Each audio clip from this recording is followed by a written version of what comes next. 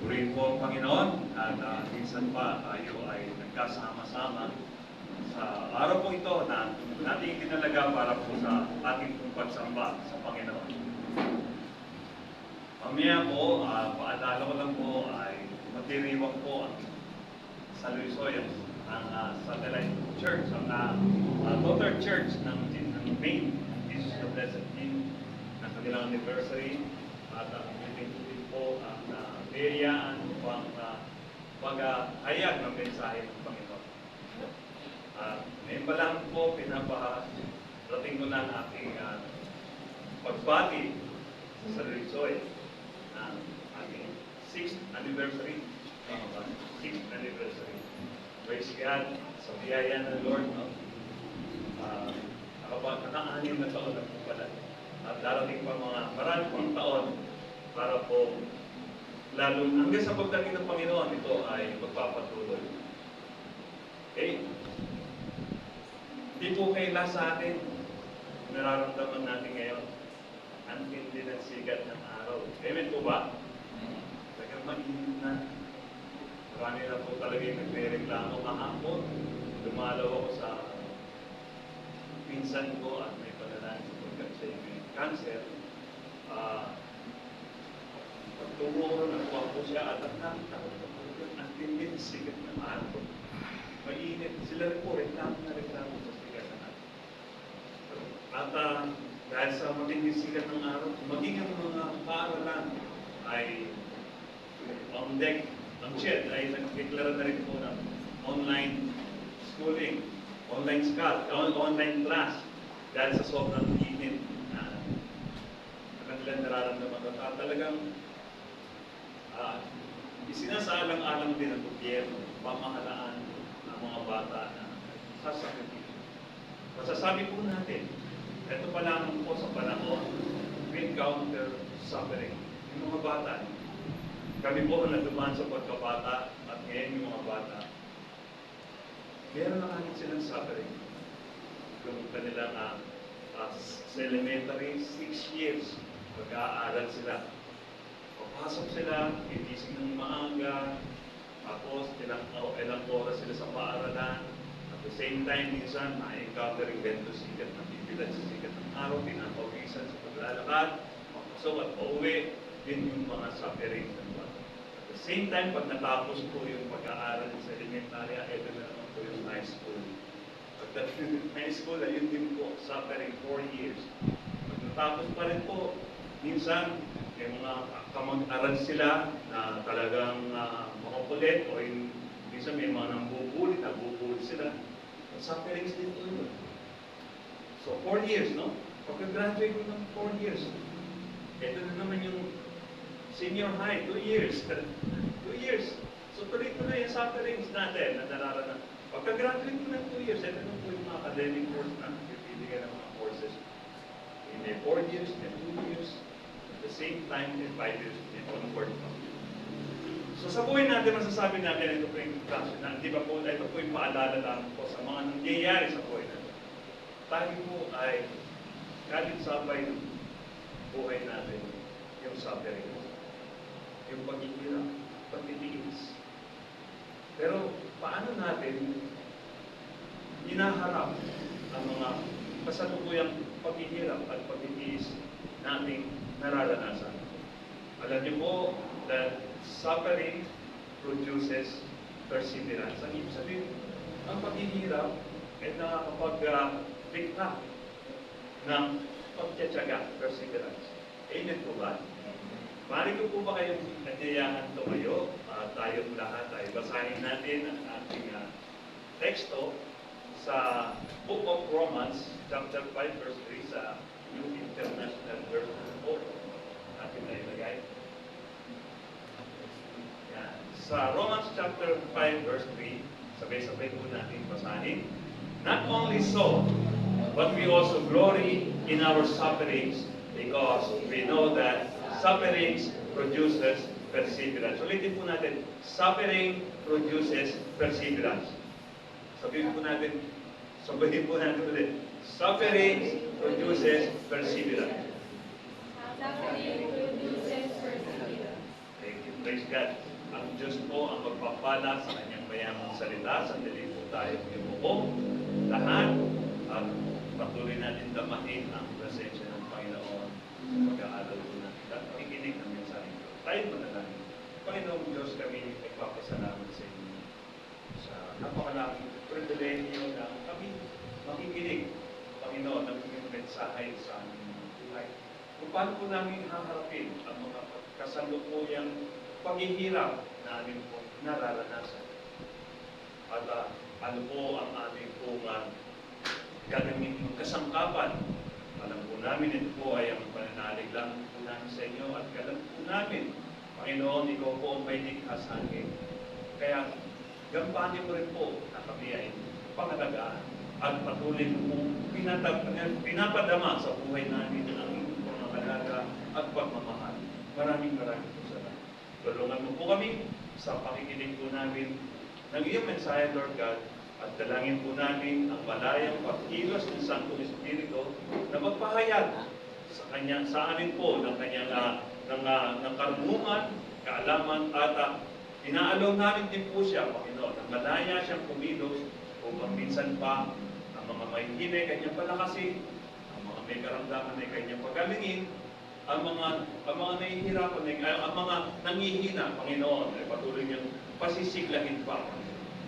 Dalangin niyo po, O Diyos, sa sandaling ito, pagtsatsaga, perseverance po ng bawat isa ay patuloy na sumaamin.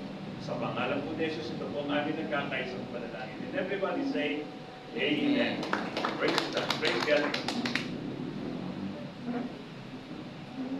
Sa Romans chapter 5 verse 3, pinapahayag, not only so, but we also glory in our sufferings because we know that suffering produces perseverance. Balikan lamang po natin kanina ang ating pong pinag-uusapan na kung saan yung paghihirap na nararanasan natin. Alam niyo po, hindi po kaila sa atin na tayo ay talagang kapwa natin bansa. O bansa rin, tayo ay hindi sinasahod. Yung ating karagatan, unti-unti ay inaangkin ng iba, ng matayuan. Kaya po dahil doon, lumilit ang espasyo ng ating karagatan. At dahil sila yung malaki, wala tayong magawa kundi magsumpong sa mas malaki. Kaya alam po natin, mas higit ang kalakihan ng ating Diyos. Amen po ba? So, sa ganitong mangyayari, ano man ang nararanasan natin, pag-inis, pag-ihirap, wala tayong ibang dapat lapitan, kundi ang ating Diyos na. Bago po nasabi ito ng Book of Romans, yung previous verse namin po sa introduction po natin, yung mga previous verses po, ito po ang pinapahayag. Because of our faith in Christ, we encounter the benefit. Ano yung mga benepisyo ng pakikipagkaisa natin kay Kristo? Una sabi niya, we have been justified. Tayo ay pinawalagsan. Ang takin po natin, ang laki ng kasalanan natin. From childhood, since birth, meron tayong kasalanan hanggang sa kalagayan natin ngayon. Pag lahat ng yun, paano kailangan natin bayaran? Pero paano natin mababayaran? So, alam mo, ginawa ng Panginoon, siya na ang nagbayad ng ating pagkakaroon. Ang mga sala natin, that's why, isa sa mga benefit o privilege ng pakikipagkaisa natin kay Kristo ay ang pagpapawalang sala sa atin. We encounter the benefit of having Christ in our life. We have been justified, we have peace with God. Nararanasan pa po ba natin kapayapaan? Alam niyo po, yung kapayapaan ito, hala natin, ganun ang dala mo. Minsan, ito yung mga prominenteng tao. Ang bawat tao ay naghahangad na magkaroon ng kapayapaan. Kapayapaan ng isipan. At even ang mga bansa natin, ang hinahangad ay kapayapaan. Kamakailan na, pakinggan natin, bukod sa nagpatuloy ng digmaan ng Ukraine at ng Russia, meron naman another digmaan. Alam niyo po kung yun, binomba ng Iran ang Israel. Siyempre, rapod ba sila? Kailangan nila pumatid. So, yun ang po masimula. na digmaan. Iba nagsasabi, baka ito na ang pasimula ng World War III. O, natin. God is in control of everything. Amen? Amen po ba? Ang Diyos ang may control ng lahat. Kaya ang dapat natin gawin, idulog natin sa Diyos ang lahat ng bagay na ito. Sapagkat wala tayong magagawa.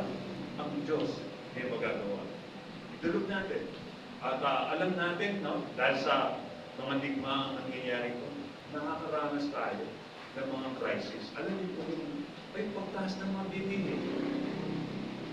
Nung nagkaroon ng digma ng Ukraine at Russia, tumaas yung gasoline. Di ba? Kung dahil doon, pati mga pangunahing bilihin ay nagtaasan na ng presyo. Ganun din yung mga, ngayon, lalo na ngayon, meron na naman another war. So, ano po ang dapat natin gawin? At tayo ay nakakaranas. Tayo ang nagsasuffer.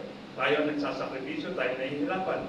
So, mas maganda po sa buhay natin, kahit na tayo ay nahihirapan, kahit po tayo ay naging naapektuhan ng mga krisis na katulad ng ganito, meron pa rin tayong kapayapaan ng isipan.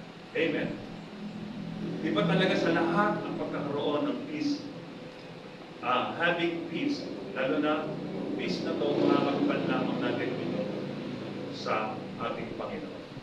We have peace with God. We have gained access to the Father. Meron tayong access.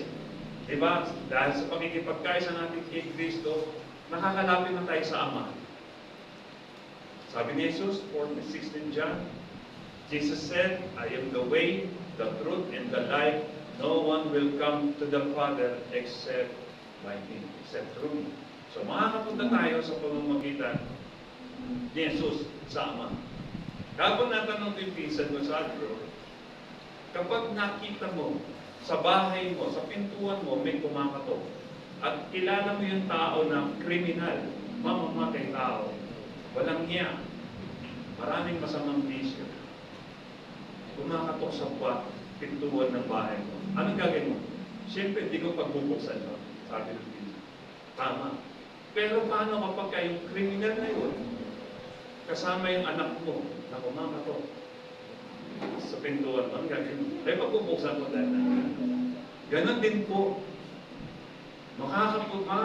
Makakapasok tayo sa pintuan, pagbubuksan tayo ng pintuan ng kalangitan ng Diyos kapag kasama natin ang anak na si Jesus. Amen?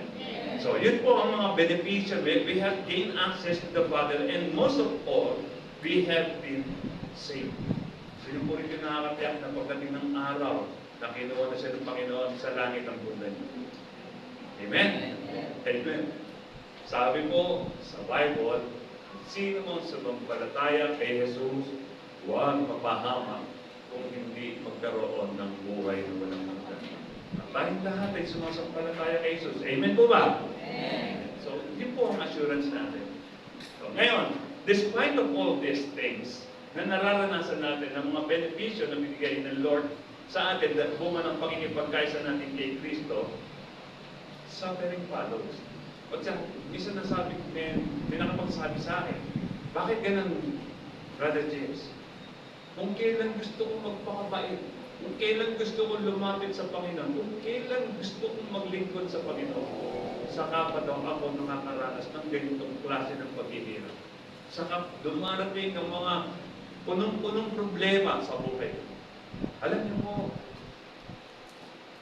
bago pa lamang dumating yung sufferings, yung problema sa buhay natin, dumaan muna yan sa kamay ng Panginoon. At pag nakita ng Panginoon na hindi natin kakayanin, hindi niya iaalaw na mapasa atin. Amen? Amen. Kataho po ba rin? Ano?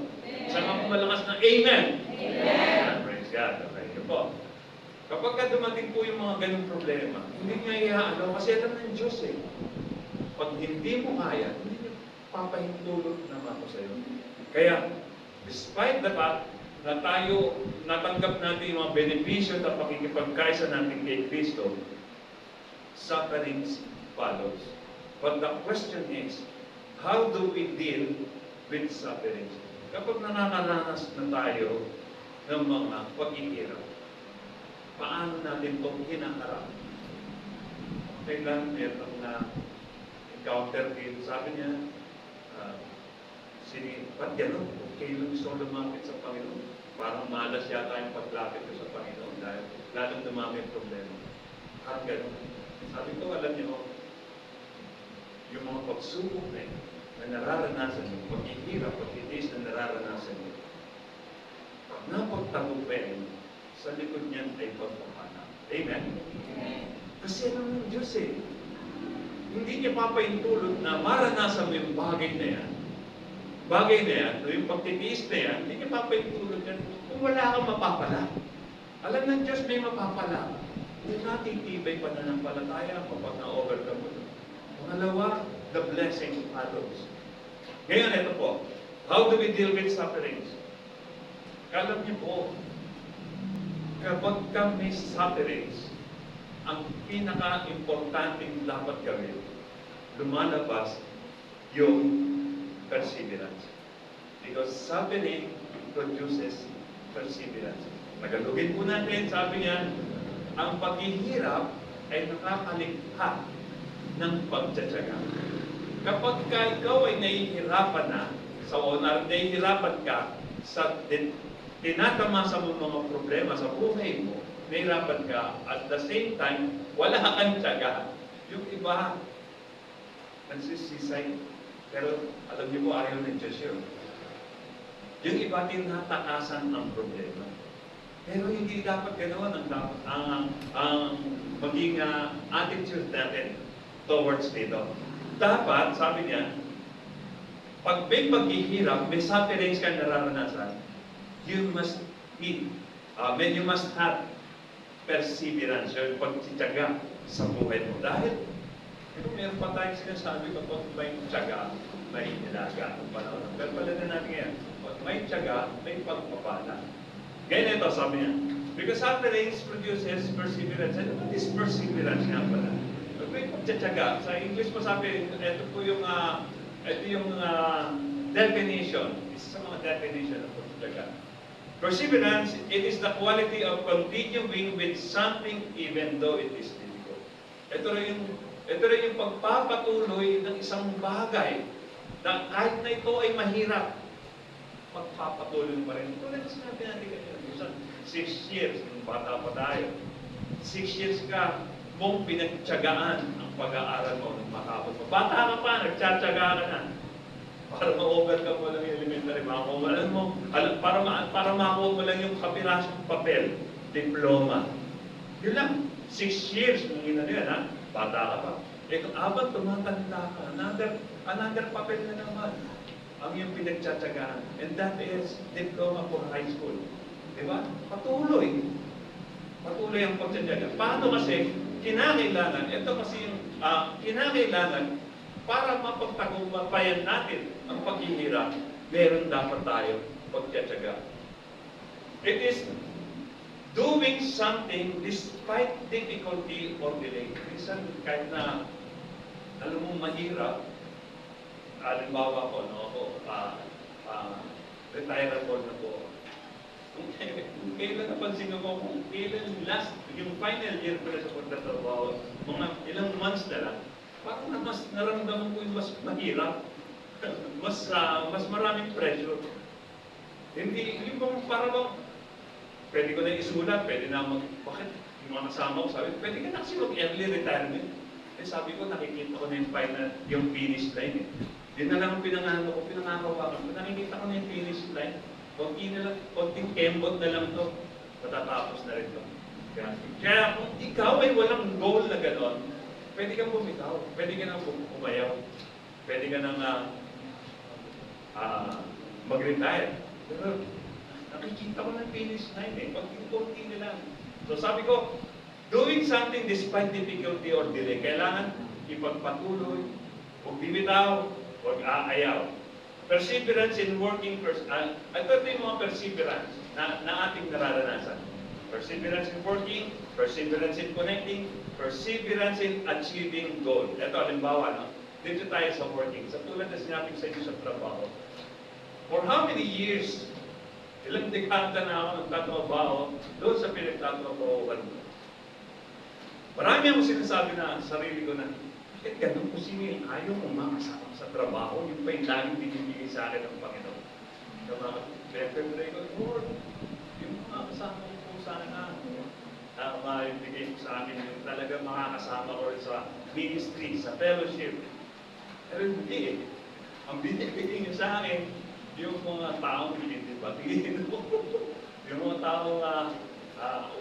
taong umukontra. Samantalang, bagay, lagi ko rin pinagpe-pray, Lord, ayahan mo po na ma-experience ko, yung muhay ko yung self-control. Binigay ka agad ng Lord. Kaya binigay sa akin yung mga kasama. So how many years kasama ko sa mga ito? Pero kung ako mahina-hina, baka bumigay ako. Baka bumitaw ako. Baka iwanan ko sila. Maghanap sila ako ng another field. Pero hindi eh. Sa trabaho po kasi natin, sa mga nagtatrabaho, hindi lahat ng gusto nyo masusunod. Kaya, dumarating ang pagkakataon sa pagtatrabaho natin, nagagamit ng Lord yung trabaho natin para tayo ay hubugin according to His image. Yung punong-puno ng pagtitiis, pagtsatsaga. Another thing is perseverance in connecting. Sa buhay po natin, meron tayong mga halimbawa lang sa connection natin, communicating with God. Minsan, nakakalimutan natin mag-pray. Bago matulog, o bago pagkagising natin sa umaga, nakakalimutan natin mananalangin. Minsan, nawawalan tayo ng tiyaga sa pakikipag-ugnayan. Minsan naman, ito naman, no? Sa kasama mo sa pamilya, hindi naman laging okay. Minsan, dumarating din pagkakataon na kayo-kayong magkakapatid, nagkakaroon ng pagtatalo-talo. Nagkakaroon ng pagkakasagutan, pagkaaway-away, pero it doesn't mean na pagka nangyari yun, bibitaw ka na. Hindi na kayo magkapatid. Kaya kinakailangan, sabi, paano ba yan, halimbawa yung mag-asawa? Halimbawa, naalala ko lang, hindi kapatid ko, alam niya, na kita niya, yung kuya namin, so wala na po siya. Yung kuya namin, nung nag-asawa, laging may black eye yung asawa niya. Lagi niya binubugbog. Ngayon, siyempre, kung babae, pwede niya sabihin, iwanan ko na to. Hindi ko na ito mapagtsatsagaan. Pero dumating yung time, hindi po ng Lord ang puso ng kuya namin. Nakakilala sa Panginoon ng kuya namin. At naging isang pastor. Kaya, laking tuwa na kanyang asawa na nagbago siya. At naging mabuti ang pagsasama nila. Kaya lang, siyempre pagsubok kumarating pa rin. Siya naman ang hindi naging mabuti yung asawa. So, balikan po natin, no? Perseverance in working, perseverance in connecting. Minsan, sa mga nag-aaral, hindi lahat ng kaklase mo ka-vibes mo. Amen? Hindi lahat yung ka-vibes mo. Meron kang mga kaklase roon na parang ayaw mo na makita. Parang buti po. Pagka yung nakita mo pa lang, parang sira na yung araw. Di ba? Ganun eh. Sa church kaya, meron ganun. Meron kayong ganun sa church? Wala naman siguro. No? Meron siguro sa ibang church. Amen? Amen. Dito, no? Sa church, kapag ka nakita mo yung isang church mate mo, at tingin mo ay hindi okay sa'yo, praise the Lord ka pa rin. Amen? Amen. Di ba? Pero iba sa school, gusto mo talaga, hanggang maaaring iwasan mo. Kaya, pero sa church, hindi. Talagang kakamayan mo pa rin. Nakangiti ka pa. Di ba? So, ganun po pag sa pagtsatsaga, patuloy pa rin. And another thing is, pero parang perseverance in achieving goals. So, Tulad ng nasabi ko po sa kanya, ang goal sa inyo kanina, ang goal ko ay maarating ko yung finish line. Yung finish line ng aking retirement. Yun po. Despite the fact na maraming mga very stressful na at the same time maraming mga kumukontra, maraming mga nagdi-discourage sa akin, mag-retire ka na kasi, alin na, saya, para ma-enjoy mo na yan mo, para every Sunday nasa church ka na, gano'n. Maganda ng mga advice, no? Pero sabi ko, ito na ako, ito na yung finish line. So, alam niyo po, kung hindi tayo mag-tiyatsaga, so, hindi natin ma-achieve yung goal natin. Ano ba yung goal natin, di ba? Una, maging matagumpay sa hinaharap. O makuha natin, makamit natin ang pinapangarap natin. Ngayon ito pa, suffering inserted through this. Sa lahat ng mga perseverance na nasabi natin, perseverance in working, in connecting, in achieving goals, lahat ng mga ito, nakapaloob yung paghihirap, sufferings. Kasi connected yun eh. Sufferings and perseverance. Magka-connect talaga eh. But we also, sabi rin mo, sa verse na atin pong nabasa kanina, sabi niya, but we also glory in our suffering. Tayo raw po ay gagalak pa rin natin ang kahit na tayo ay nakakaranas ng mga pagtitiis, ikinagagalak pa rin po natin. Dito po tayo sa application. We may face struggles while serving God. Pwede nating, habang tayo ay naglilingkod sa Panginoon, hindi tayo exempted ng makaranas na mga sufferings, ng mga struggles in life. Minsan, kapag gusto mong maglingkod sa Panginoon, talagang ito na, ayos ka na, may dumarating na mga pangyayari. Halimbawa, biglang bugos, malakas na ulan, kakaroon ng minsan halimbawa, biglang digmaan, maraming mga dumarating ng mga obstacles. We may face struggles while serving God, but when we trust Jesus, through those trials, we can claim victory through perseverance. So, required pa rin yung pagtsatsaga. Pag wala tayong tsaga sa mga ginagawa natin, pwede natin ito iwanan. Pwede natin ito laktawan. Makailan, kagabi, meron ako na nakausap, gusto niya, lumipat na lang siya ng school dahil sa hindi na siya masaya sa school na pinag-aaralan niya dahil marami siyang mga problema, marami siyang problema, mga tinisin sa school na pinalalagay niya. Kaya nice niya ay lumipat na lang ng ibang school. Sabi ko sa kanya, paano? Kung lilipatan mo yung school, may ganun din problema. Parang church din po. Alam niyo po, dito sa church natin, marami na po kami ni Pastora Elsa na nakasalakuma. Pero marami na rin pong nagsialisan. Kasi po ganito eh, kapag hindi ka masaya, pagka hindi sila masaya sa kanilang ginagawa, naghahanap sila ng another church. So, marami sinasabi na ayaw ko na rin sa church na to kasi hindi naman ako na-bless. Yun po ba ang purpose kung bakit ka nag-church? Para ma-bless ka? Hindi mo ba napapansin? Na-bless ang iba dahil sa pag-attend mo. Ganun eh. O ano ba yung purpose mo? Para ma-bless ka? O para mag-share ng blessing sa iba? Di ba? Pag iniisip mo para sa sarili mo lamang, talagang hindi ka tatagal. Aalis ka. At hahanap ka ng another church na masasatisfy ka. Sasabihin ko sa inyo, sapagka nahanap mo church na makapagsasatisfy sa iyo, hanap ka lang ng hanap ng church. Hanggang sa hindi ka pa rin satisfied. Dahil walang perfect church. Amen? Yung perfect church, ano ba? May perfect church. Pero sumama ka rin. Hindi na perfect yun. Dahil hindi tayo perfect yun. Ganon. Ngayon, sabi ko lang sa inyo, there is a blessing in remaining. Kung magpapatuloy ka, magtsatsaga ka, tignan niyo yung katabi niyo.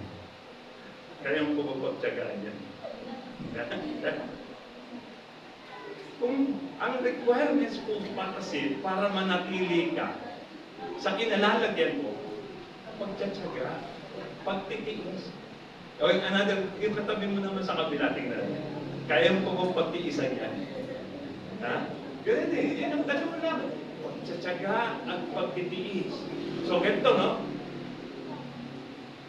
Tulad ng sabi natin kanina, walang perfect church. Hindi susi, hindi solusyon yung pag-alis o yung pagbitaw o yung pag-ayaw sa kinalalagyan mo. Di ba paano kung ang Lord na naglagay sa iyo dyan? Tapos bigla kang umalis. O di ba parang pinangunahan mo ang Diyos. Di ba? Yung taas, pwede mo naman tanongin eh, Lord, ikaw nga, nilagay mo ako dito, paano mo ako aalisin? May kaparaanan ang Lord. Pagka ikaw ay aalisin ng Lord, ilalagay ka sa niya sa mas mataas na gampanin. Amen? Kasi sa Diyos, walang demotion. Puro promotion. Amen? Amen. Yun, hindi ka niya ibababa. Lagi ka niya itataas. Kaya lang ito, no? Nakalulungkot minsan, nakalulungkot, no? Minsan, tayo mismo, itulong yung sarili mo, tayo mismo, ang nagiging dahilan ng pagiging struggle ng iba. O yung pagiging bigatin ng iba. Halimbawa, no? Para yung apat na tao na bumubuhat ng lamesa, yung isa hindi bumubuhat. Nagiging pabigat. Kaya kailangan, para maging balanse lahat, pag bumubuhat yung apat na yun, dapat lahat bumubuhat. Nagiging magaan nagiging mabilis ang pag-usad, nagiging magaan ang patuwa, dumadami ang produksyon. Pero kapag ang isa doon o dalawa doon ay hindi bumubuhat, nagiging pabigat pa. Kaya dito sa atin, sa church natin, wala namang pabigat eh. Amen po ba? Lahat tayo bumubuhat eh. Amen po ba?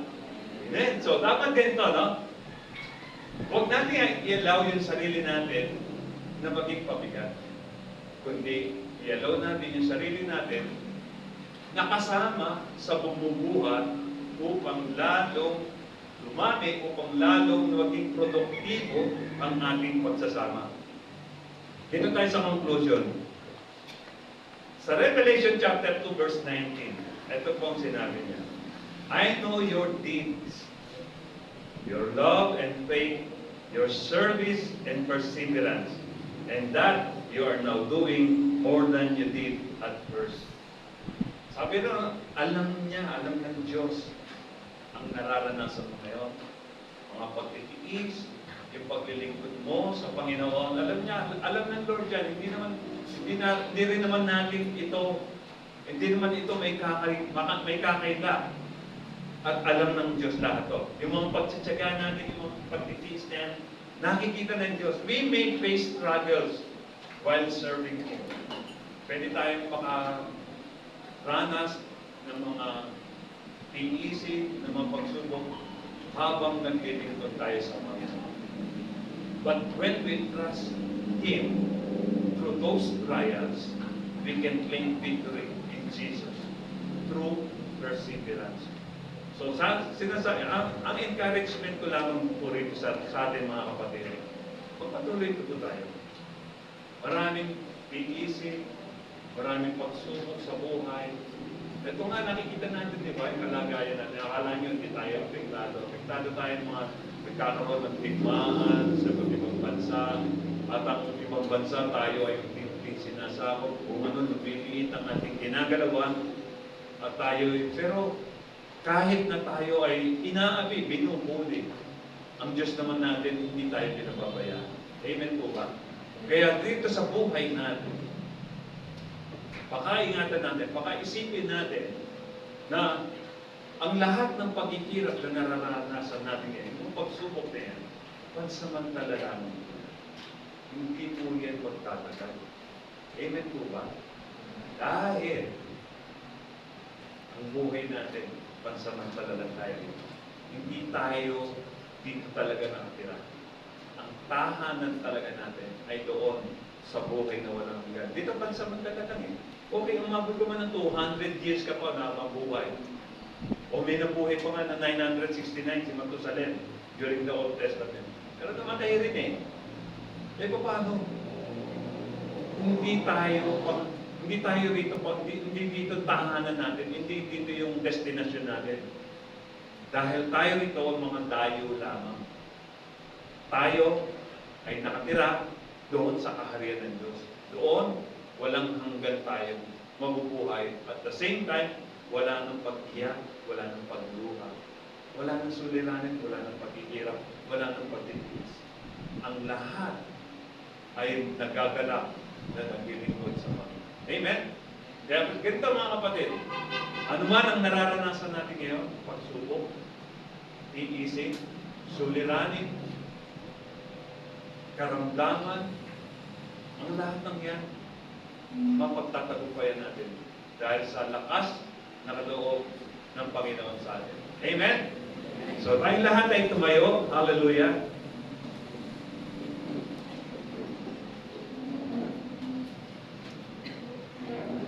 Sa mga sandaling ito, tayong lahat ay yumuko.